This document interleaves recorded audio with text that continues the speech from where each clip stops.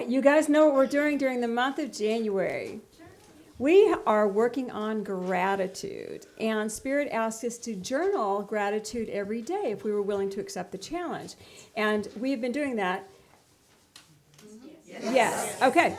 And so we want to offer to those of you that were not here, Patrick has purchased these gratitude journals for you to use. And David can start in the back. Anybody that was not here to get one, and Patrick can start in the front. And we'll bring you all up to speed. The intention originally was for us to collectively as a group build energy of gratitude. So we all had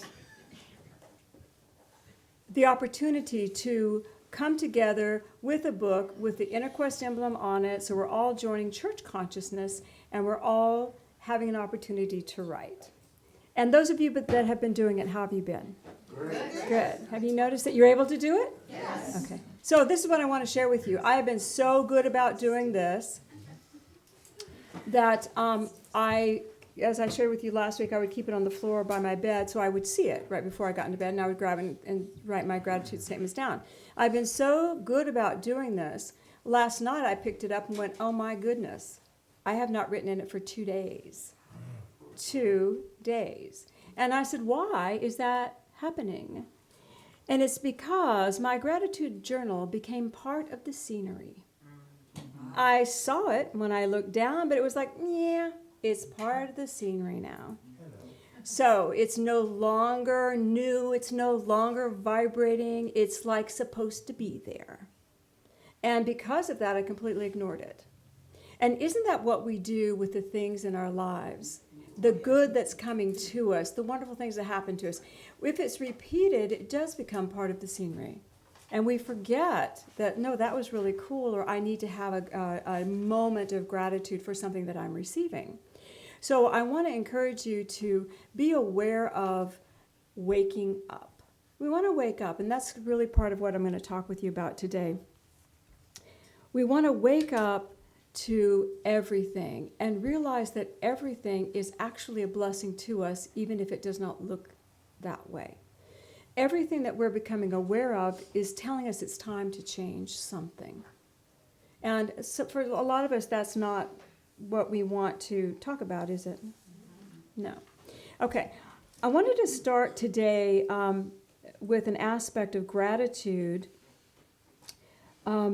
that's in the Gospel, the Aquarian, and it is in chapter 133. This is a very familiar story to anyone who grew up in Christendom. So Jesus is going on his business going toward Jerusalem, and he is met by 10 lepers. Do you remember the story? And they all say, heal us. And this is what he says to them. He says, go to show yourself to the priest. He doesn't heal them. He says, go show yourself to the priest. Now, why would he do that? A, they're Jewish. And in order to be deemed clean from leprosy, you have to show yourself to the priest. It's one of the old laws, right? So on their journey to show themselves to the priest, they were all healed. So the first thing he asked them to do was take a step. And so they did it. They took a step. They walked toward the priest, and they were healed. One of them came back to him. He was a Samaritan. So he was a slightly different religion. One of them turned and came back to Jesus and said, I just want to thank you. I want to thank you for the healing. And he praised God with Jesus. So he thanked Jesus for the healing, and he praised God. And what Jesus says to him is, where are the other 9? They were also healed, because he knew. And the man, of course, had no responsibility for them, and he didn't know where they were, if they went to the priest or not. He had no idea. But Jesus said, you, by your intention, are healed. You revealed your heart and shown that you are worthy of the power. Behold, the 9 will find again their leprous hands and feet. But this one was healed. In this case, Jesus is saying to the man, your gratitude has erased all the causal energy that created leprosy in the first place. Because you were grateful for this healing, what caused it within you is now gone. Gratitude actually erased the karma. whatever it was, gratitude erased it. Can you see? How often when we get sick are we so grateful when the healing comes? And we're just amazingly grateful. And then how often do we forget? Something else comes again. You start getting ill again. Do you start being grateful for the illness? I'm going to be grateful. I'm grateful for this because I'm going to be healed from this, and something is going to change within me, and I'm going to be better. We forget that cycle, don't we? But gratitude actually can heal our karma. All right. I'm going to talk to you just a tish about karma and dharma today, and I know those are words that it don't really, we use that we bat them about freely like we understand them. So I'm going to speak to them just in the course of metaphysical energy. When we have willingly set discord into place, when we have willingly, with our intention and action, done something that is self-serving, disregarding the entire whole, and creates discord, we will receive the effect of that, right? Cause and effect. We've said it, a cause, we will receive the effect of that. However, if we truly believe what we're doing is right, we will continually set that cause up over and over and over again. We're not changing, are we? And the effect comes back at us, but it becomes something that we deal with because it just is. It's part of the scenery. We never realize the effect we're having in the world. We never realize the impact of our actions. And it just keeps going and going and going. It gets bigger and bigger and bigger. Discord's more and more and more. And now we are creators of discord. Karma is an opportunity to change. Karma allows you an opportunity to look at something differently. It's actually called opportunity, so that you can change how you are living. When you realize there is a pattern in your life repeating, you can realize that you are sending this out. When you realize that, you can wake up and choose differently. And this choosing differently releases the karma. And so we need to have gratitude about the karma. So here we go. Most of us, how many of you had a difficult situation in the last 3 months with someone emotionally? Okay, yeah, it was the season, wasn't it? It was the season to find out what's not working in your life. And how many of you handled it beautifully without getting hurt, angry, or upset? Oh, I see some hands. Are we speaking truth?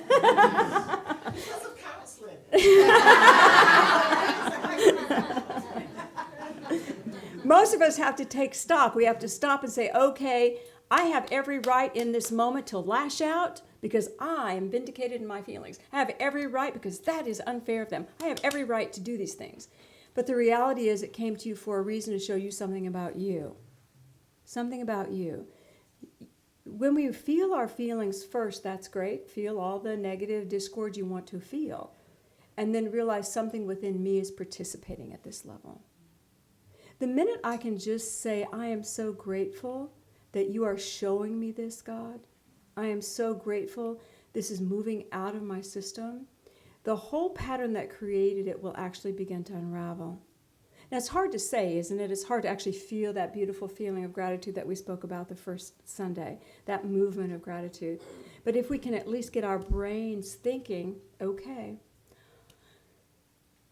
I know you got me, God, and I am so grateful about this. And I'm going to share something that I know repeatedly from experience.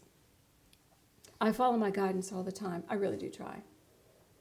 I ask Spirit what to do. I act on what they tell me to do to the best of my ability. I may take a while, but I eventually will get it done. I really do want to follow my guidance.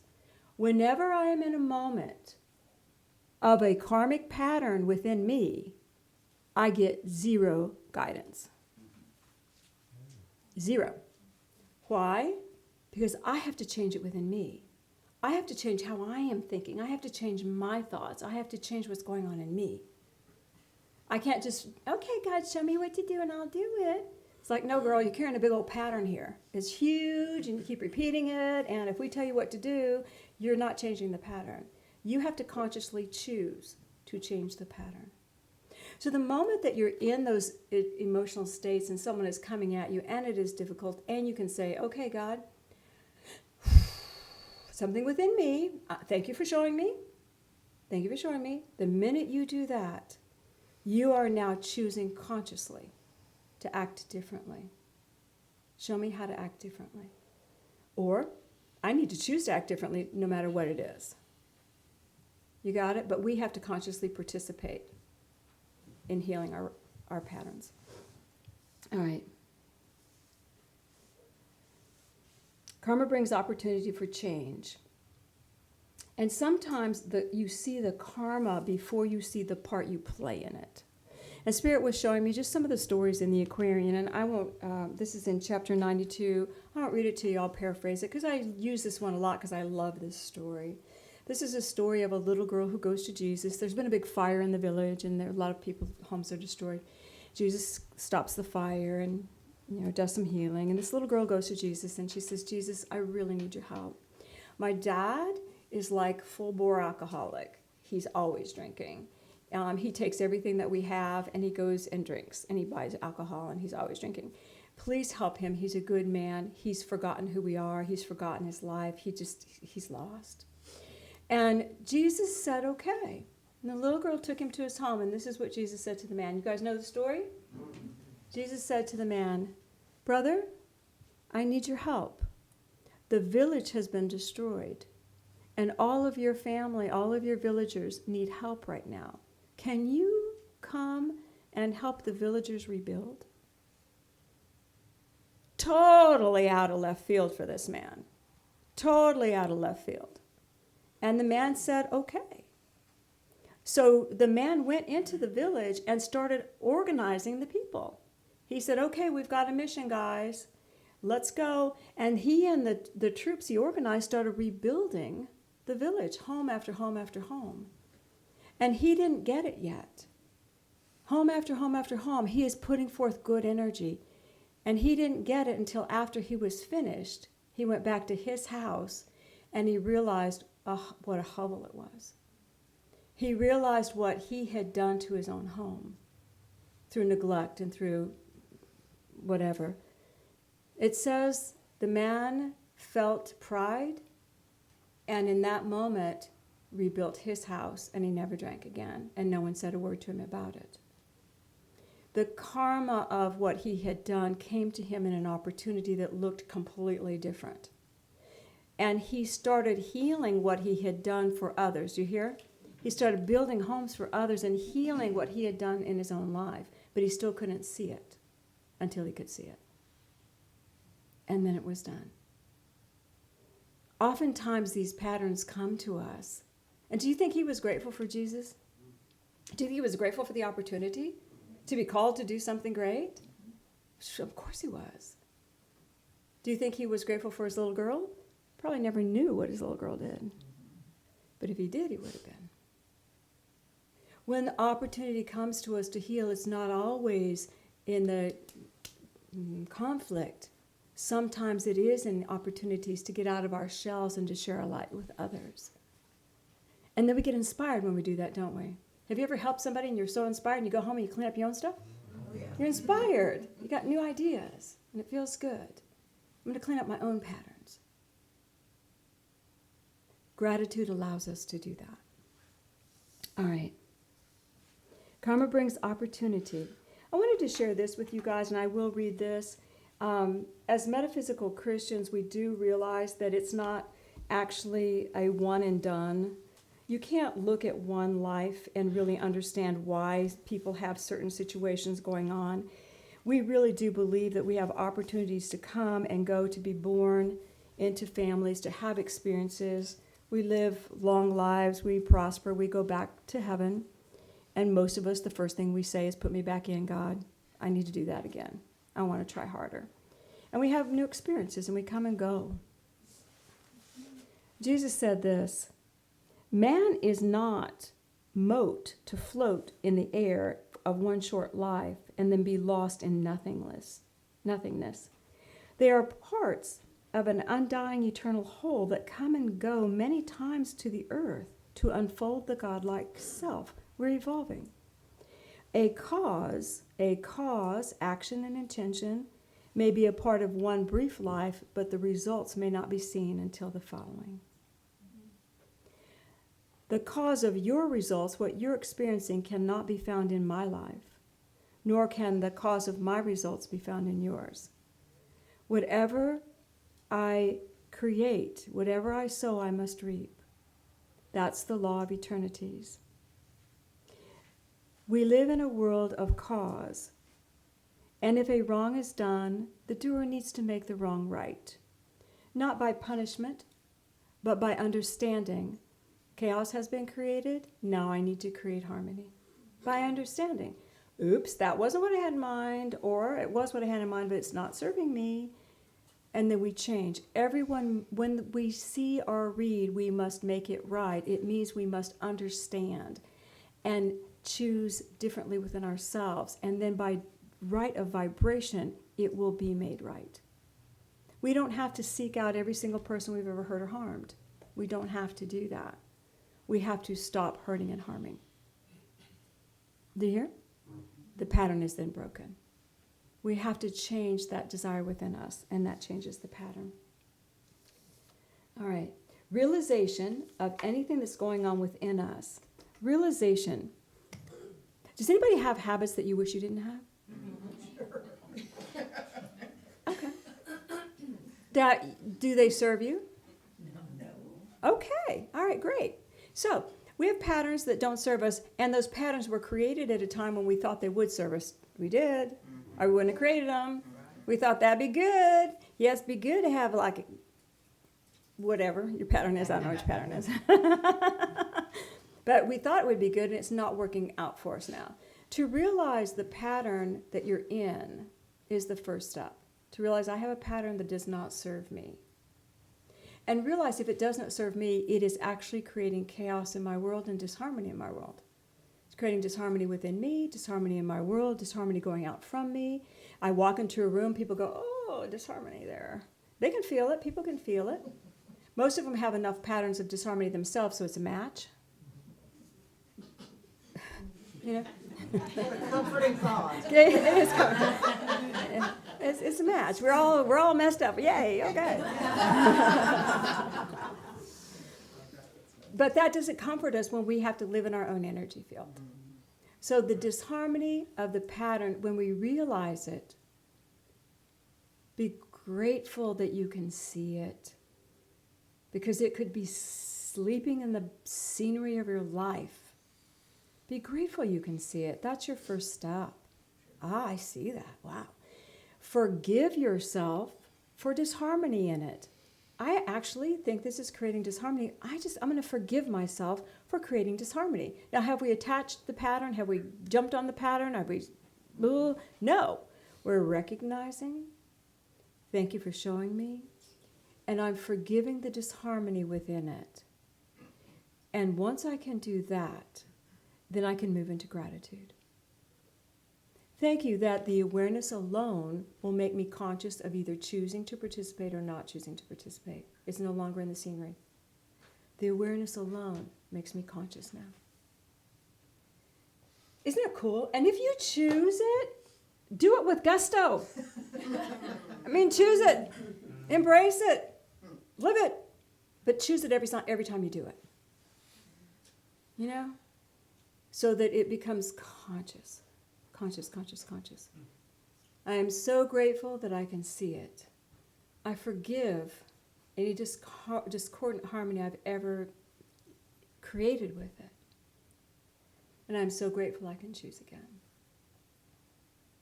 This moves us into a space where we can actually live in the vibration of gratitude in our lives. We can live in it. All right. Karma, then, is the opportunity to show you that which is keeping you stuck. Yay, karma! Don't you hate it when you get the divine dip and it says your karma brought you here? You go, dang it. Now you can go, yay! I'm so glad. Now I want to speak to you very briefly about what we call Dharma. It may not be logistically the correct definition of it, but it's metaphysically the assumption thereof. When we give forth good, and sometimes we give forth so much good, that in any lifetime we may not be able to receive all that good returning to us. We just cannot take it all in. It's so fabulous and wonderful. Are you one of that group? The state of Dharma is a state of receiving the good that you have sent to the universe, and the universe multiplies it for you. Because you are creating harmony, because you are creating expansion and peace and love and joy, because we're giving forth good, it returns to us so multiplied, because that is the nature of the universe. Harmony, joy, love, and good. That's the truest. It comes back multiplied. And sometimes, has anybody ever said, you're just so lucky? And you go, oh, no, I work for this. Everything that's coming to me now, I put in the bank. You can really believe that. Has anybody ever said you're so perfect? I'm just not as perfect as you are.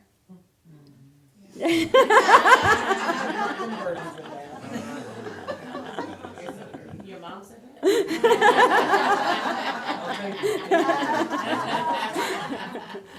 Again, it's the situation that you have earned this energy, you've invested and grown.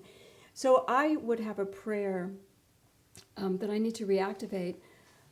I ask that the universe bring to me now all that I have amassed or acquired in any lifetime that I can receive as Cindy Fuller.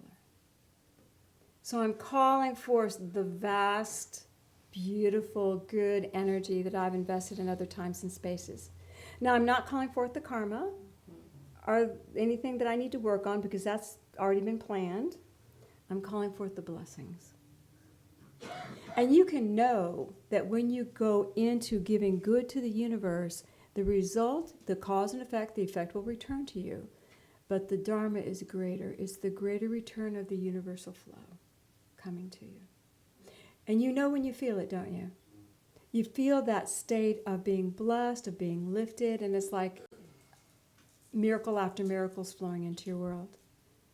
And are you grateful when that happens? Yes.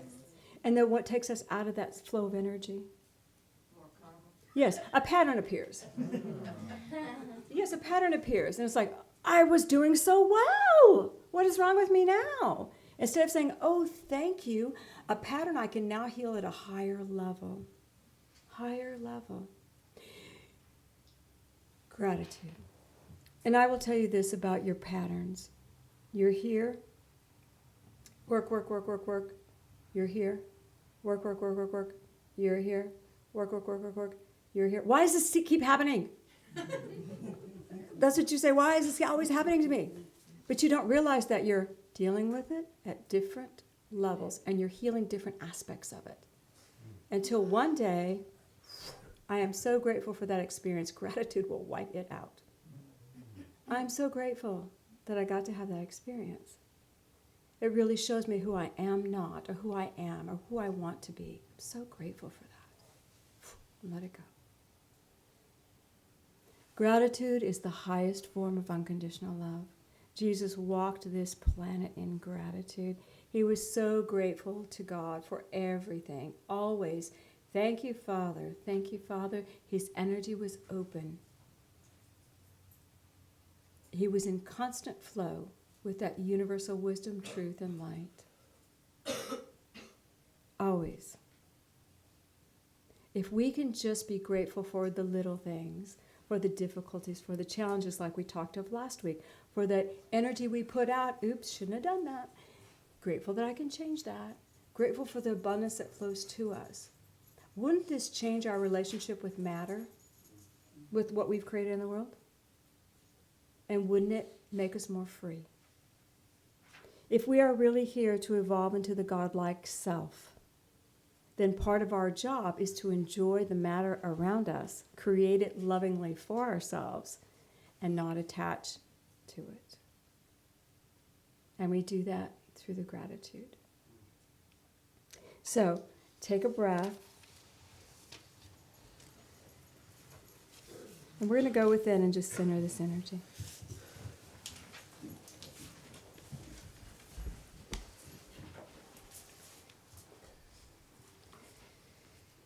Just imagine a beautiful column of light coming over you. And let it be a beautiful color that's unique to you. And I want you to welcome the presence of Jesus Christ to sit with you in this column of light. And just feel him take your hand and just say, you have done well. You are doing well.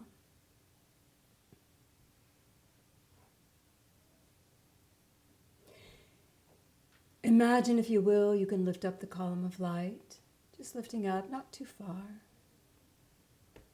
Lifting up until you can just see a beautiful expanse of energy in front of you.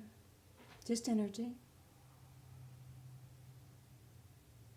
And I want you to ask to see all the beauty and harmony and love that you are currently creating in your world. And just see energy begin to billow. It doesn't have to be form. You can just see the energy itself moving in front of you. All the good I'm giving forth in the world, all the love and the light, just see it. And now just set it to one side. And I ask to see just the energy of the discord that I may be creating now. And just see it. It's probably a different color. It probably vibrates differently. And we want to live in that beautiful good, don't we? But I want you to look at the discord. And I want you to send a thought of gratitude. Thank you for trying to teach me how to be better. And just send a golden light to the discord. Thank you for trying to teach me to be better. And just watch what happens. It may morph into organized structure. It may fall. It may slightly change. Whatever happens is appropriate for you in this moment. But as you look at it, I want you to become aware. I see this. And I can forgive myself for thinking I needed to create it.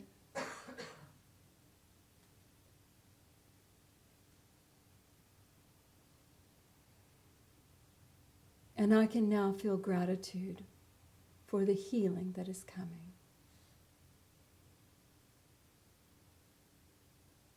Gratitude for the healing. And now bring both of the energies together, the good light that you're creating and what's left of this other energy, and let it just merge into one beautiful energy in front of you. Visualize it, let it be.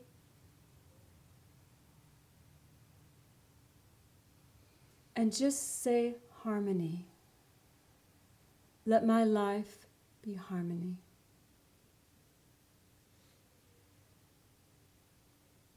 And notice it feels manageable. There is so much good.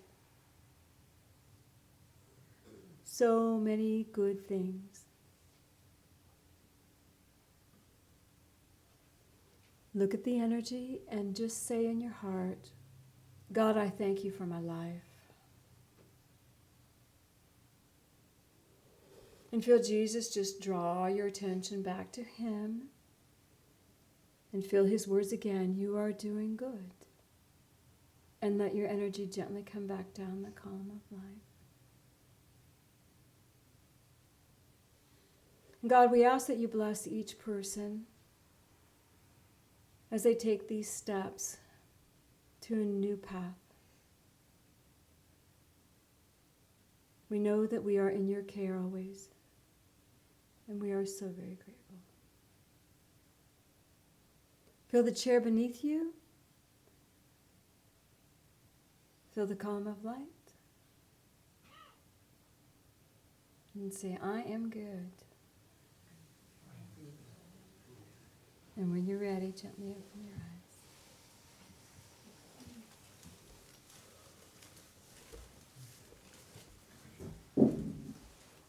How did you like your energy? Good. Good. All right. The opportunity is yours. So I would ask you to continue to finishing our month out writing in our gratitude journals as much as you can. Maybe don't put them in the same place at night like I did. Maybe move them around so they're not part of the scenery. So that you will see and know it is good to be grateful. Say, yay, God.